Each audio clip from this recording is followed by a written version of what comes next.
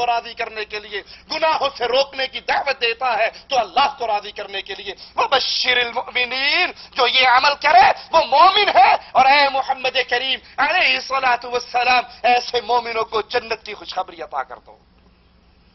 رکوع اور سجود ہمارے ہاں بیماری چل چکی ہے، پیر کو دیکھا تو سجدہ، بابے کو دیکھا تو سجدہ، محرم میں گھوڑے نکلے تو سجدے، زندہ بابا آ کر بیٹھا تو سجدہ، قوال کے سامنے سجدے، ڈھول پیٹنے والوں کے سامنے سجدے۔ یہ سجدے اللہ کے لیے کیے جاتے ہیں، اور یہ درباروں پہ نہیں ہوتے، رب کی عبادت کے مقام پر ہوتے ہیں۔ وَإِذْ بَوَّأْنَا لِإِبْرَاهِيمَ مَكَانَ الْبَيْتِ أَلَّا تُشْرِكْ بِي شَيْئًا، اور جب ہم نے ابراہیم کو کعبے کے مکان کی جگہ مقرر کر دی اس شرط پر کہ تم میرے ساتھ شرک کسی کو شریک نہ کرنا۔ وَطَاهِرْ بَيْتِيَ لِلطَّائِفِينَ، اس بیت اللہ کو پاک رکھنا، اس بیت اللہ کو صاف رکھنا، میرے گھر کو پاک و صاف کن کے لیے؟ للطائفین والقائمین والرکع السجود، طواف کرنے والوں کے لیے، قیام کرنے والوں کے لیے، رکوع کرنے والوں کے لیے، سجدہ کرنے والوں کے لیے۔ یہ رکوع اور سجدے کا مرکز اللہ کی مسجدیں ہیں۔ امت محمدیہ کے لیے زمین تو پاک کیا گیا ہے، سوائے قبروں کے اور سوائے باتھ روم کے، باقی ساری زمین اہل ایمان کے لیے پاک کی گئی ہے۔ اس سجدے کا مرکز اللہ کی عبادت، اللہ کے گھر، بیت اللہ، مساجد، اس کا مرکز قبریں نہیں ہے، دربار نہیں ہے، درگاہیں نہیں ہے، حضرت و شیخ نہیں ہے، پیر و مرشد نہیں ہے۔ فرشتے بھی اللہ کو سجدہ کرتے ہیں۔ ترمذی میں ہے، امام الانبیاء علیہ الصلوۃ والسلام فرماتے ہیں، جو میں دیکھتا ہوں وہ تم نہیں دیکھتے، جو میں سنتا ہوں وہ تم نہیں سنتے، اور میں آسمان کے چیخنے کی آوازیں سنتا ہوں، اور آسمان کو لائق ہے کہ وہ چیخے۔ کیوں؟ آسمان میں 4 انگلیوں کے برابر بھی کوئی ایسی جگہ نہیں ہے جس پہ کوئی نہ کوئی فرشتہ اللہ کے لیے ساجد نہ ہو۔ آسمان پہ 4 انگلیوں کے برابر بھی کوئی ایسی جگہ نہیں جس میں کوئی فرشتہ اپنی پیشانی کو مالک کے سامنے جھکائے بنا۔ یہ سجدے عبادت ہے جس کا حقدار صرف اللہ ہے۔ یہ سجدے کسی غیروں کے لیے نہیں ہو سکتے۔ نبی کریم صلی اللہ علیہ وسلم نے جب بعض صحابہ کو دیکھا جو نئے نئے مسلمان ہوئے تھے، کافروں کے بادشاہوں کے ساتھ ان کے درباریوں کا ماحول دیکھ کر وہ نبی کے سامنے سجدہ ریز ہوئے، تو اللہ کے رسول صلی اللہ علیہ وسلم نے منع کر دیا۔ امام ابن کثیر رحمہ اللہ سورۃ یوسف کی آیت نمبر 100 کی تفسیر میں یہ روایت بیان کرتے ہیں، سیدنا سلمان رضی اللہ عنہ وارضا جو ابھی نئے نئے مسلمان ہوئے تھے، وہ مدینے کے راستوں میں سے کسی راستے پر اللہ کے حبیب علیہ الصلوۃ والسلام کو ملے تو انہوں نے آپ کو سجدہ کیا۔ سیدنا سلمان نے امام الانبیاء کو سجدہ کیا تو رسول کریم صلی اللہ علیہ وسلم نے فرمایا، لا تسجد لی یا سلمان، لا تسجد لی یا سلمان واسجد للحی الذی لا يموت۔ اے سلمان، محمد کریم کو سجدہ نہ کرو، سجدہ اس کو کرو جس نے ہمیشہ زندہ رہنا ہے، اس پہ کبھی موت نہیں آنی۔ اس حدیث سے 2 باتیں سمجھ آ گئی۔ سیدنا سلمان کو سجدہ کرتے ہوئے اللہ کے رسول نے منع کر دیا، اے سلمان میرے لیے سجدہ نہ کرو۔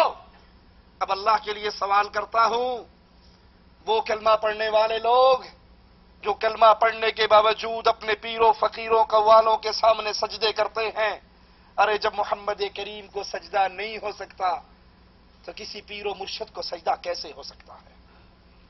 دوسرا مسئلہ اس حدیث نے سمجھایا، واسجد للحی الذی لا يموت، سجدہ کرنا ہے تو اس ذات کو کرو جو ہمیشہ زندہ ہے اور اس پہ کبھی موت نہیں آنی۔ کیا مطلب؟ کہ محمد رسول اللہ نے ہمیشہ زندہ نہیں رہنا، ان پہ موت آنی ہے۔ یہ کہنے والوں جس نے کہا نبی مریں گے، نبی مر گئے، وہ گستاخ ہے، وہ واجب القتل ہے۔ کیا کہو گے؟ امام الانبیاء خود اپنے شاگرد کو یہ تعلیم دے رہے ہیں، واسجد للحی الذی لا يموت، سجدے کا حقدار تو وہ ہے جو زندہ کبھی بھی نہیں مرنا، اس کے علاوہ باقی سب نے مر جانا ہے۔ یہ تعلیم اگر اس میں رسول کریم کی گستاخی ہوتی تو نبی اس کی تعلیم نہ دیتے۔ لوگوں اللہ کے لیے سوچو، اللہ کے لیے غور و فکر کرو کہ اللہ کو سجدہ کرنا یہ عبادت ہے، اور اگر رسول کریم کو سجدہ جائز نہیں تو مائی کا وہ کون سا لال آج پیدا ہو چکا ہے جس کو یہ کلمہ پڑھنے والے دھڑا دھڑ اس کے سامنے اپنی پیشانیوں کو گرا رہے ہیں۔ ابو داؤد میں ہے، سیدنا قیس بن سعد نے ایک قوم کو دیکھا جو اپنے سردار کو سجدہ کرتی تھی، تو انہوں نے اپنے دل میں کہا کہ یہ اپنے سردار کو سجدہ کر رہے، اپنے وڈیرے کو سجدہ کر رہے، رسول کریم صلی اللہ علیہ وسلم زیادہ حقدار ہیں جیسے یہ قوم اپنے سرداروں کو سجدہ کرتی ہے، ہمیں چاہیے کہ ہم اللہ کے رسول صلی اللہ علیہ وسلم کو سجدہ کریں۔ انہوں نے اللہ کے نبی علیہ الصلوۃ والسلام کو اس قوم کی خبر دی کہ وہ قوم اپنے سردار کو سجدہ کرتی ہے، آپ زیادہ حقدار ہیں، ہم بھی آپ کو سجدہ کریں۔ تو اللہ کے رسول صلی اللہ علیہ وسلم نے فرمایا، اللہ کے لیے درد دل کے ساتھ چھیڑنا مقصود نہیں، چڑھانا مقصود نہیں، گالی دینا مقصود نہیں، یہ ہمارا مذہب ہی نہیں، اور نہ ہمیں محمد کریم نے اس کی دی صلی اللہ علیہ وسلم۔ ہمارا مقصود تو یہ ہے، تم نے نسبت کلمے کی طرف کی ہے، اے کلمے میں امام الانبیاء کا نام لینے والوں، اے آذان و تکبیر میں میرے آقا کا نام لینے والوں، میرے نبی کی حدیثوں کو بھی اپنے سینے سے لگا لو۔ نبی کا نام لینے سے گزارا نہیں ہوتا، گزارا تب ہوتا ہے جب امام کائنات کی تباہ کی جاتی ہے۔ سنیے اللہ کے نبی کیا فرما رہے ہیں، ارائیت لو مررت بقبری اکنت تسجد لہ، اے قیس اگر تیرا گزر میری قبر پر سے ہو، یعنی میں فوت ہو کر قبر میں دفن ہو چکا ہوں، اور میرے صحابی تو میری قبر سے گزرے، کیا تو میری قبر کو سجدہ کرے گا؟ صحابی کہتے ہیں قلت لا، کہا نہیں اللہ کے نبی میں آپ کی قبر پہ سجدہ نہیں کروں گا۔ رک جائیے، اللہ کے لیے رک جائیے، رسول کریم کی اس حدیث کے ان الفاظ پہ اپنے قدموں کو روکیے۔ اگر آپ کو نبی سے محبت کا دعویٰ ہے، نبی سے پیار کے دعوے دار ہو، نبی اپنے صحابی سے پوچھ رہے ہیں، اے میرے صحابی تم میری قبر سے گزرے، کیا تو اس پہ سجدہ کرے گا؟ اور صحابی جواب دے رہے ہیں، نہیں اللہ کے نبی میں اس پہ سجدہ نہیں کروں گا۔ اور لوگوں اللہ کے لیے سوچو، اور لوگوں اللہ کے لیے غور کرو، اے قبروں پہ سجدے ریز ہونے والوں، اے قبروں کو کے غلام سے غسل دینے والوں، اے قبروں کا طواف کرنے والوں، اے قبروں کی عبادتیں کرنے والوں، اے پیروں فقیروں کی ڈھیریوں پہ اپنی پیشانی کو خاک میں ملانے والوں،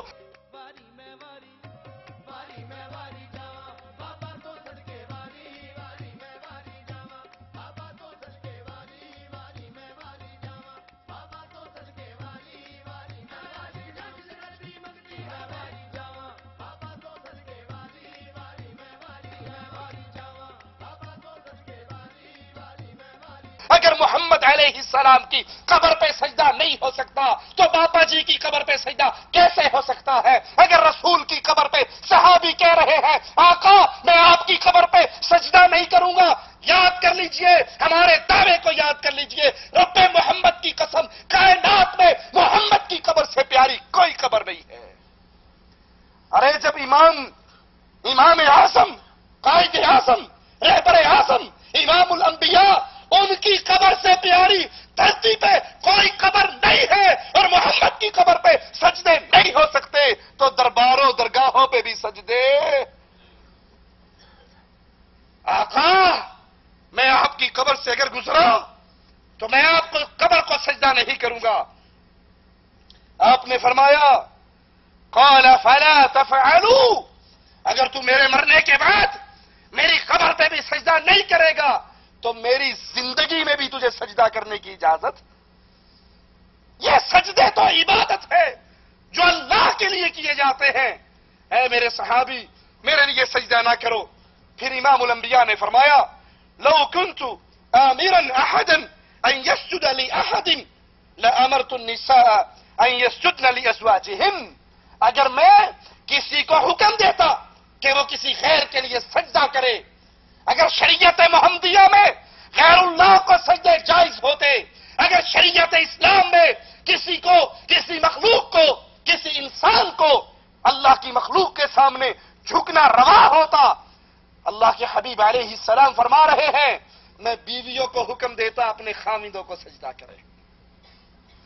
یہ حکم، یہ آرڈر عورتوں کو دیا جاتا، وہ اپنے خاوندوں کو سجدہ کریں۔ لما جعل اللہ لہم علیہن من الحق، اللہ نے ان کے خاوندوں کا ان کے اوپر اتنا بڑا حق رکھا ہے، اگر غیر اللہ کو سجدہ جائز ہوتا تو بیویوں کو حکم ہوتا خاوندوں کو سجدہ کریں۔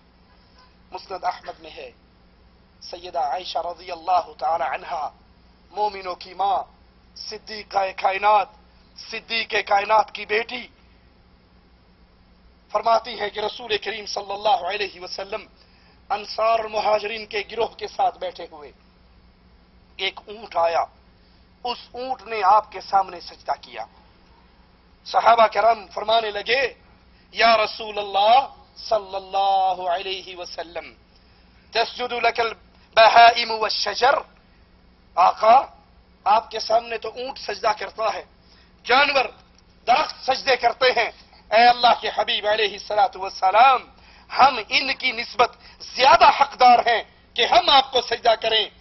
نبی کریم کے فرمان کو سننا، تعصب کی عینک کو اتار کر، تقلید کے اندھیروں کو چاک کر کے، بزرگوں اور بابا جی کے احترام کو احترام رسالت میں تول کے بزرگوں کا احترام کرتے ہیں، حضرتوں کا احترام کرتے ہیں، اولیاء اللہ کا احترام کرتے ہیں، سب کا احترام کرتے ہیں، لیکن محمد کے احترام کے بعد کرتے ہیں صلی اللہ علیہ وسلم۔ ہماری آنکھ میں کسی کا احترام محمد سے زیادہ نہیں ہے، احترام کیجئے، لیکن اگر نبی سے پیار زیادہ ہے تو فرمان رسالت پہ غور کیجئے۔ آقا علیہ السلام سے سائل صحابی سوال کر رہے ہیں، آپ کے سامنے درخت نے سجدہ کیا، آپ کے سامنے اونٹ نے سجدہ کیا، ہم زیادہ حقدار ہیں، ہم آپ کو سجدہ کریں۔ امام الانبیاء فرماتے ہیں اعبدوا ربکم، اعبدوا ربکم، اعبدوا ربکم، اپنے رب کی عبادت کرو۔ کیا معنی امام الانبیاء کے اس جملے کا؟ سجدہ میرے لیے کرنے کی بات کرنے والوں، یہ سجدہ عبادت ہے۔ اعبدوا ربکم، سجدہ جب بھی کرنا ہو رب کو کیا کرو، یہ رب کی عبادت ہے۔ وَأَكْرِمُوا أَخَاكُمْ، میں تمہارا بھائی ہوں، میری عزت کرو، میری تکریم کرو، میری مدد کرو، میرے ساتھ محبت کرو، لیکن سجدہ کر کے مجھے اللہ کا شریک نہ بناؤ۔ اعبدوا ربکم، سجدہ جب بھی کرنا ہو، عبادت جب بھی کرنی ہو اللہ کی، وَأَكْرِمُوا أَخَاكُمْ، میں تمہارا بھائی ہوں، میری عزت و تکریم کرو۔ آپ نے فرمایا اگر میں کسی کو اجازت دیتا سجدے کی تو بیوی کو دیتا، اپنے خاوند کو سجدہ کرتی۔ اس حدیث سے بھی ثابت ہوا سجدہ اللہ کے لیے عبادت ہے جو غیر اللہ کے لیے نہیں ہو سکتی۔ ابن ماجہ میں ہے سیدنا معاذ رضی اللہ عنہ وارضاہ لما قدم معاذ من الشام، سیدنا معاذ جب شام سے واپس آئے، سجد للنبی صلی اللہ علیہ وسلم، تو اللہ کے نبی کے لیے انہوں نے سجدہ کیا، اللہ کے نبی کے سامنے سجدہ کیا۔ امام الانبیاء نے پوچھا ما ھذا یا معاذ، اے معاذ تم نے یہ کیا کام کیا؟ اگر نبی کے لیے سجدہ کرنا جائز ہوتا تو آپ اس سے یہ پوچھتے یہ کیوں کیا، کیا کیا؟ آپ تو تھپکی دیتے نا، جیسے ڈاکٹر طاہر القادری صاحب اپنے سامنے سجدہ کرنے والوں کو تھپکی دیتے ہیں، ان کو گلے سے لگاتے ہیں، ان کی ٹوپی بھی سیدھی کرتے ہیں، شاباش بھی دیتے ہیں، خوش بھی ہوتے ہیں۔